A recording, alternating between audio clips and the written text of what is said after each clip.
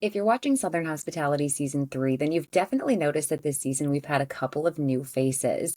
Fortunately for me, I'm so excited that today I get to talk with one of those new faces and also one of the most requested interviews that I've ever had on the podcast. Today, I am talking to new cast member Michols, who is not only one of the cutest, most accomplished, most responsible new cast members at Southern Hospitality, but also one of the most hilarious. I have so many questions that I can't wait to dive into about this season. Stay tuned. He'll be hopping on in just a second. So I'm so excited to have you here, Michaels. Thank you so much for making time in your day. Of course, thank you for having me. Like you just said, and I'm going to have you repeat it because it made me feel so good. This is the podcast you're most excited about. Yes, yeah, I've been itching for this one. I'm so excited. I have too. So we had just so many questions written in. So some of these are coming from Reddit, some of these are coming from myself, a blend of both. The most overwhelming question that we had written in by far, well, first of all, is a comment. First of all, tell him we love him. Number one Oh, comment. Number thank one. you. Yeah. Number two comment was, oh my gosh, he is so responsible. I feel so motivated by him. So people want to know, how are you so mature at 21? You're 22 now, correct? Because you just had your 22, 22nd. yeah. Okay. So how are you so mature at 22 years old?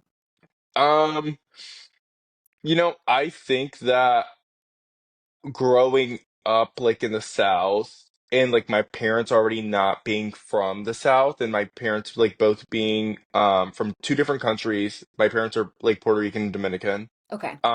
So just growing up with like that Hispanic background, my family has always been very hardworking and very ambitious. And I think that those are like that's one of the few traits that I picked up from them, like as I was growing up, and like always just like wanting to be the best at everything and always being a go-getter and always like just having this drive and always looking forward to the next big thing.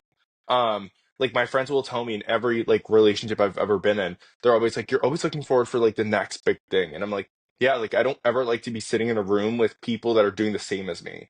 Like I love that's why that. I love my work environment too, because everybody's so different and everybody does everything so different and has so much going on at the same time because I'm the same way and it makes me so happy. I just wanted to say, I think that's why you're such a great AGM, because even listening to you say that you enjoy moving people around to see where they shine at and like Hmm. see where their strengths are, that keeps things engaging, like allowing people to move It around also like keeps it that. interesting and fun. Like I want to see you Exactly. sweat a little. Come on. Like, what's the new guy's name who made like a horrible Austin. martini for someone? Yeah, Austin, yeah. sweating. Yeah. Uh, um But yeah, so like that's a lot of where like my ambition and my drive comes from. Um but yeah, like my family's always been like that. Like my stepdad, when I was like growing up and I was younger, when we first moved to South Carolina, like he was just starting his company from the ground up, and now his company's like super successful. And like seeing him do that just from coming from nothing makes me want to like just thrive and like do the best that I can at everything that I do. So whenever I do something, if I actually want to do it, I'm gonna put my 110% into it. Absolutely. That's beautiful. Your parents have like been a model of what really putting in like the grind Yes. can do. And it Hmm. seems like that has rubbed off on you in a very positive way. Thank you. You're welcome. First, before we get into the actual show, I wanted to start with how you started working at Republic, and then I wanted to go how you got cast for the show. So, starting Okay. with Republic, I heard some slight tea that potentially you were like the hot commodity at another bar. You were looked at. Level was like, bring him, bring him. And then you were brought to Republic. Can you confirm or deny? um that hold on. Okay, so I was working at a few different nightclubs in the area, two of which are not open anymore. And I had been with them for maybe like three-ish, almost 3.5 years, and I was looking for change. Um, and I already knew Maddie. And I knew Emmy. I would go into Republic all the time and just rant to them and just like complain about my job. And Maddie was like, "Well, we're looking for a manager here. Like, if you want to apply, like, I'll put in a good word and I'll send you our CEO's phone number." And when I got there, everybody already knew who I was. And they were like, "We have to have him. Like, you're stupid if you don't put him at Republic." So, in a way, yes, that Okay. answer. or where you got that from is true, Love. but it was definitely a process Yep. before. Okay, And got it. then the show, to be on the show, you actually have to work at Republic. You Yes. can't just like He's got skip like over and Vanderpump just show Rules. up and be like, "Hey, I'm here for the show, for filming." Like, no, it doesn't work like that. Got I it. was already at Republic for maybe like almost a year and a half before the show stuff even came about and camera showed up. I was maybe there and it was like at a company party, just mingling, chit-chatting. Obviously, I became really close with everybody that was on the show because it was very like, oh, look at this baby bird. Like, let's take him into our nest. It Yeah. was very like that. And, at the time, the group was in good graces, and Maddie and Emmy were repairing their friendship because I came right at the end of filming of season two. Um, so yeah, I mean, that's really when I came around then, and it just kind of happened naturally. Like I went through the casting process, and they were like, "Wow, like you're really in with the group." And I was like, "Yeah." And then a few months later, a contract just landed on my lap, and the cameras went up. Love that. Okay, so that you answered so many questions in one. That was so perfect. So you had a couple of like, not only did you have a couple of pre-established friendships with people who worked Hmm. there, but people were familiar with you because you were always Hmm. coming in. And Hmm. as someone who works in service industry and used to go from bar to bar with other nightlife people after we'd close, I know exactly what you mean. Or the night Yeah, off, you go in there and like talk about your job, so I know what you yeah, and mean. everybody knows everybody, so it's like, Everyone. yeah. Everyone knows everyone. Okay, so that's interesting. I remember at the end of season two, we're seeing this storyline where Emmy may or may not be AGM. Hmm. What happened? Like, okay, like, was that like, and maybe you can't say, but like, was that storyline or were you already AGM? Was she replaced like very quickly after she started? Um, so it had been made apparent to me that she was told that she needed to go down to Lamar's, which is one of our newer properties. Mm-hmm. Um, at the time, which was opening right when I started at Republic. They wanted her to go down there to train the girls for VIP service. The same way that, we have VIP table service at Republic. It's a main focus on the show. But they essentially wanted her to go down there to train the girls, and they were like, "Hey, this is a part of being the AGM at Republic. Like, if you aren't going to cooperate with the process, then like there's no AGM." But at the same time, Emmy also never wanted to be the AGM, from what she told me. So I guess it just ended up working out in the best way possible for her and for me in a Absolutely. way. But yeah, when I got there, she already hadn't been the AGM for maybe like a month or two. And because we see, and it's no shade, everybody has their separate strengths, but we see Hmm. the pressure even just like getting the dresses sorted and how Hmm. when things can fall back on you and things can't be 100%. received the right way, like you handle things in such a different way that's perfect for the job, as opposed to 100%. Emmy. Yes. So I can see that. Well, when you first started, okay, so everybody loves you, and that might make things a little bit not easier, but it might make you integrate better. But how did Hmm. everybody feel about you being younger and being the superior? Nobody really gave me a hard time about it, Good. honestly. I feel like everybody was very supportive. I don't know, we're all just kind of like a family.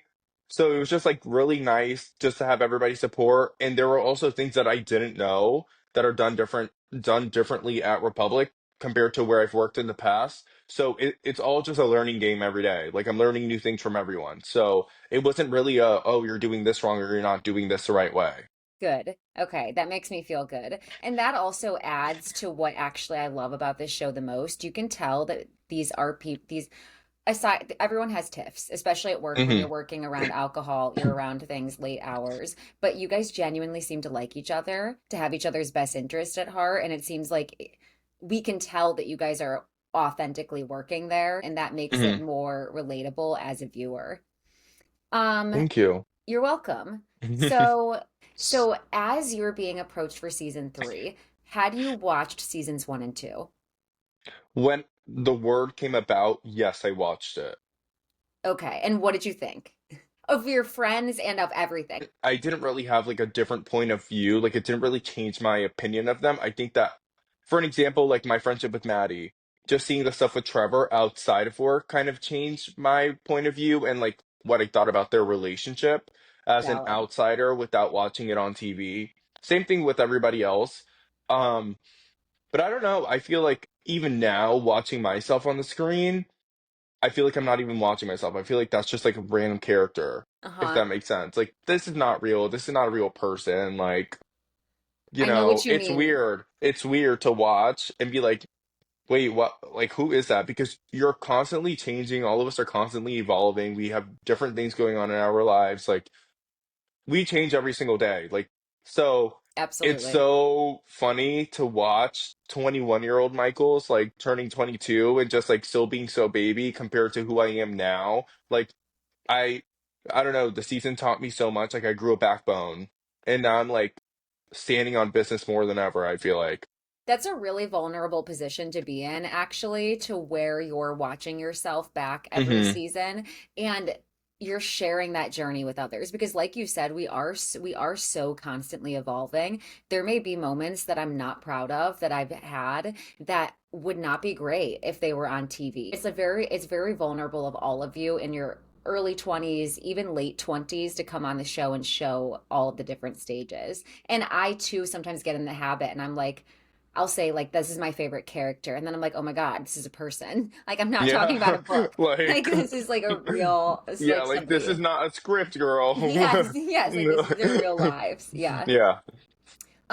So when we first started season three, what made me cackle is I could tell, and I don't know if you consider yourself an overthinker, but the instance to where TJ brought in the coffee and Emmy is like, it's not just a coffee. And you're like, Hmm. exactly, it's not. And then you have Maddie like, drink it. I was like, so I'm Emmy and Michaels, and like my friends would be like Maddie. Like Hmm. that whole situation made me laugh. I thought you were very relatable. The thing is, that situation was so low key for the longest time. Nobody knew about it, but Brad knew a little bit about it, and Emmy knew a little bit about it. Everybody else in the group was on the outskirts. One thing Yeah. you'll notice about me as the season goes on, like, I am very transparent about everything going on in my life, but the thing is, I'm not just gonna tell you. Hmm. I got you. And I feel like in our friendships, I'm kind of like the mediator in a way. I'm kind of like the person in the middle of the web that everybody just goes to for like guidance or like advice or like, oh my God, I'm going through this, or like I need a rant or I need to complain or I need to gossip. And so I'm just like this gatekeeper and I just keep everything. So it's like weird for me to just go to somebody and be like, hey, by the way, yeah, I'm also going through this. And then everybody's like, wait, what? Like, that's why Maddie was so caught off guard because I'm so used to only telling Emmy about things Yeah. that for Maddie, she's like, it's just a coffee. Why are you tweaking out? And I'm like, I'm literally crashing out over this coffee because you don't understand what the coffee means. Like, Right, right. but yeah. Okay, so that brings me to a good question. Like, do you feel like like I'm somebody who naturally takes care of my friends as well, and sometimes it's Mhm. hard when you're that person. Do you feel like you have also found friendships to where you know that you can go with to them and vent with all of the things that you need to vent about as well? Oh, 100%. Okay, good. 100%. Amazing, because that's so important, and it's something that I didn't realize until I was like getting older. So for you to Hmm. be 22 years old and already realize you have to find some an outlet for yourself, I'm glad that you Hmm. have that boundary. Thank you. You're welcome. Okay, so I need to know then. TJ brings in the coffee. This is a low-key situation. Now it's on TV. Did you feel like his level of courtship or like pursuing you upped when the cameras picked up? Like, do you feel like there was a difference in how he was pursuing the relationship? Okay, so it's funny you ask. When the kiss happened, it was months before cameras came. Okay. After the kiss happened, it was kind of in this weird unknown space where we both just didn't really speak about it and we just kept it cool and casual and just like Emmy knew about it, Brad knew about it. They both knew the things that TJ had said about me, but I didn't know anything or whatever the case was at the time. Um, so I didn't really like have expectations for it per se. Um, the coffee really threw me off because we would text each other and be like, "Hey, do you want coffee?" Like that was just like a thing that we would do. Like, oh, do you want coffee? Like I would always bring him coffee to work Right. or whatever. Um, and so for me, I wasn't thinking that it was going to be something on camera. I was thinking he was bringing me up before we picked up cameras. So when he came in with the coffee, I was sitting there and I was like, why are you bringing me a coffee like on film? Like, I don't know if Yes, you remember seeing the footage, but I was just like really awkward with how I drank it and then just like looking at him, like, and then just totally. drinking my coffee. And then obviously I drank half the coffee, which led me to my crash out. But I don't know. I just like it was really funny, but it was just like weird, I guess, because it was really like my first big scene.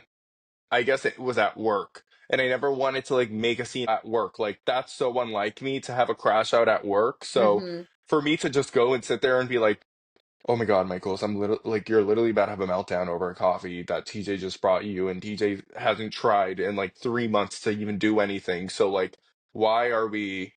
Do you I don't feel like know. that was intentional? Because I don't blame you for Oh crashing yeah, out. yeah, Okay. Okay. yeah, 1000%. And there's so many places I want to go. So since we have limited time, I'm going to ask this while we're here. Hmm. As you're watching these episodes, first of all, have you seen them prior? Yes, we get to watch them like maybe 2 or 3 days before they come out. Okay, So perfect. you're not like blindsided when the TV comes on and you're just sitting at the screen like, what's gonna happen next? Okay. So we hear about how TJ and we hear about how TJ's an important friend for you. He was your first gay friend. So Hmm. I want to touch on that in a second. But as you're watching these episodes release and you hear TJ say some things about how potentially like now it's his turn to have control, or maybe like now he has the upper hand in his friendship with Joe Bradley, does hearing sentiments like that make you nervous about your friendship with him? Or as you're watching that, Not necessarily because I don't think that TJ and I have gone through anything that's like that deep. understood. Everything was very lighthearted. That Got we it. like us hanging out, the flirtationship, you know, just like going and hanging out and like going to dinners with friends. Like everything was very lighthearted and very surface level. So there was never a time where it was like very deep or like we did anything to each other to like cut each other. Yes. And it's Yeah. also interesting because, you know, you're okay. So first of all, you guys have an age gap. So like Hmm. he's 33, right? And then you're Hmm. 22. And then it's like at first you're like, okay, like is there a power imbalance there? But then it's like technically like you're above him at work. So like at Hmm. work, no. And then it's also like, and he's a white man, so he has his own set of privileges. You know what I Hmm. mean? So I was wondering how you were feeling just like even at the idea of like, okay, if we were a thing, do you feel like you guys are on do you feel like there would be a power imbalance there if you guys, I worked a don't because team? I feel like usually when I'm talking to somebody or like any situationship I've been in the past, if there's ever been like a power imbalance, I feel like I'm so quick to pick up that energy. Good. Like I would know immediately if I was going to be the person that like wears the pants and just like calls the shots, or if the other person was going to try to be. Because I'm a very it's my way or the highway kind of person. Like I've just always been like that. So I don't think so, no. I'm glad because you know what? That gives you the ability to also not be in a position to where somebody is trying to control you and you have Hmm. like such this sense of self and independence really with Hmm. yourself. Um, I also wanted to say that I appreciated both you and TJ's like transparency with each other and Hmm. how you were able to talk about your experience dating in Charleston. And it sounds like you were experiencing being fetishized like while you were dating. And he experienced dating closeted men, and both Hmm. of you were able to relate over like a rough dating experience in Charleston. Were you nervous to share that in any regard? I feel like in a way I was just because with this group I've never really shared anything that deep and personal. Understood. I feel like anything relationship wise, I would always share it with Emmy, but if it ever had to do with my family, I would always share it with Maddie. So I feel like these are things that Maddie already knew, but the rest of the group didn't. So I knew that it was gonna be kind of like a shocker to everybody else when it came out because I feel like I'm really good at putting on a face and being like everything is fine, I'm fine 24/7, even if I'm not. And I feel like in a way when we were at the nail salon, I was kind of being a little dismissive towards him, and I was just like, okay, Michael's like it's okay to be vulnerable. Like he's still your friend at the end of the day. Like his intentions were pure. Like it's okay. I think that you were And being very honest, and I really hmm appreciated your candor because yeah. I think that, people have the tendency to get defensive over things, but I think that your hmm point of view is very valid. And even your question of wondering if that was potentially like what you were going through right now with him, I really appreciated your candor there. And I think that that was like a very important conversation as well. Thank you. You're welcome. I also really appreciated you sharing your coming out story and the experience that you had and just like the differences with your parents. A lot hmm of viewers commented on that and how they find that relatable as something hmm that they have gone through as well. How important has like choosing your friends who are going to love you for you been for you as you're getting older and choosing friend groups? I would say that my friends, I've always said like my friends are like my family, and I feel like with my relationship with my mom, for an example, I've always been like, you're either going to be my best friend or you're going to be my worst enemy. Hmm. And obviously, she chose to not be my best friend, which is Right. totally fine. At the end of the day, like I'm still respectful towards her. That's her decision, but I'm also going to make mine. I'm not going to sit here and hold grudges and wait for the day that she comes around. Um, I just feel like my friends have never made me feel judged or like I had to hide a part of myself the same way that my family has before, and I've always felt like your family's supposed to love you unconditionally, and that's the kind of love that my friends share, with me and how they treat me. And yeah, that's just I find that very relatable as well, and especially where we are too, like politically as well. Like we see so many people like putting such stock into who their friends are and the people that they hold closely because their family is hmm not a safe space or just differs so vastly from them politically. So I hmm completely understand like the importance of finding those people, and I have also done the same. I'm gonna hit a couple things fast because we dove into some deep stuff that I really wanted to hit. But early in the season, we hear a couple of things with Emmy. We hear Molly say that her and Emmy have beef and that Emmy has made her not feel welcome. And as someone hmm who's best friends with Emmy, do you think that that's fair to say? Okay, so the Emmy and Molly beef. I would say that it's not necessarily fair to either one because I feel like they both didn't make enough of an effort to get to know each other. Fair. I feel like Completely they both fair. just judged each other like straight off of like the bat and didn't really give each other an opportunity because you have to remember like Emmy is best friends with TJ and Brad, but also so is Molly. And Emmy's on the outskirts with TJ and Brad, but Molly isn't. So it's like there's kind of this imbalance where Emmy may feel this way, but also so does Molly. So it's like I don't know, it's And very really, Will's the hard. problem, if we're honest. And the That thing is, like, if Molly works behind the bar and Emmy's on the floor doing VIP, it's so hard for you. Like, I'm not sure if you've been to Republic before, but it's so hard for you to make that personal connection while you're on shift or like even have time to oh conversate that yeah, much that if you're makes doing two sense. different jobs. Like Hmm. for me, I'm touching every base of the bar, but like Molly's on the bar, Emmy's on VIP. So it's so difficult for them to even like come together and have a conversation about anything. So That yeah. makes sense. And also, if she's working closely with Will, it's that relationship where possibly Emmy walks by, doesn't have the opportunity to chat, but you catch a glance of something that you don't like. I understand hmm how it goes.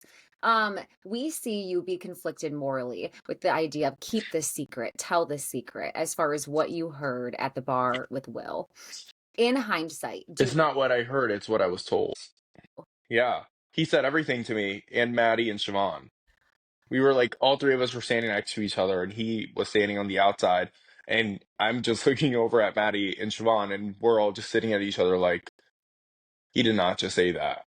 okay. So when you decide to not tell Emmy, did you feel like that was for work obligations or did you feel conflicted for personal relationship?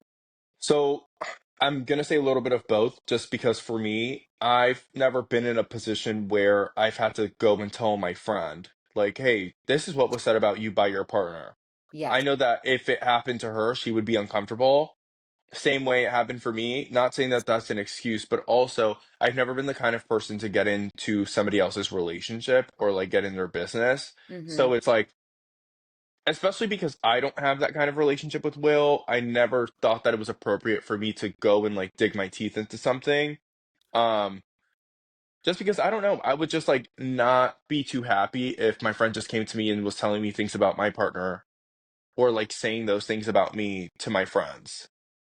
I get that. And it seems like you're also like that in your own personal life. Like you said, it's not just like you're sharing every bit of every detail. In Hmm. hindsight, do you regret not telling her as soon as you heard it? Mm, I don't necessarily, I'm not going to say that I regret it because I don't. I would maybe say that I wish that the conversation came up sooner to just put the fire out because it ended up, well, you'll see it ends up blowing up and becoming a bigger deal Okay. than we wanted it to. Yes. Because the reaction was very grand. Um, I don't know. I wish that I feel like I definitely, like, with the way that I approach the conversation and everything, you'll see tonight when the episode comes out, but I feel like I approached the conversation, I was very kind. I was just asking, the right questions, like, are you okay? Are you suffering? Like, what's going on with you? This is what was being said about you because this thing officially grew legs and ran. Like, it was running around, and I just needed to be the person to be like, hey, this is what was said. Everybody knows about it. Like, I just wanted you to be in the know because I don't want you to be blindsided. And if you were expecting me to tell you it, this is me telling you it now because I would rather tell you than you be mad at me for knowing later. It's also like, and we'll end here because I know that we're short on time, but it's also like we as the viewers have this relationship with Emmy where we're not quite sure if Emmy knows these things anyways and is choosing Hmm. to deny them. So Hmm. because of that added like element, I don't blame you in the impossible situation that you were put in. Um Hmm. Wrapping here, do you think that this season has like something that's going to be very shocking to viewers? Yes. Okay. I would say stay tuned for our big cast trip to Vegas. Oh my God, love. Yeah. Okay. You're gonna be on your toes for that one. Okay, I'm so Yeah. excited. Well, thank you so much for making time. I can't wait to really dive into more about Of you next course. time. By the next Of time we course, we yes. dive in, we'll have the rest of season 3 to talk about. If you'll remind Yes. everyone where they can follow you on Instagram, we'll end there. Okay, yeah. My Instagram handle is Michaels Pena, so it's just my first and last name spelled out.